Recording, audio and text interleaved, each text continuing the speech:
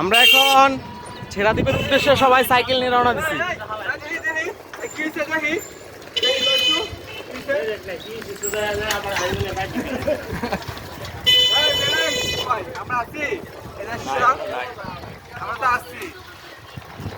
এই যে পিছে হেল্পারটা কই, আমার হেল্পারটা কই? হেল্পার বরাবর বাইরো খারাপ ভাই আইছে বরাবর বরাবর লাগাও।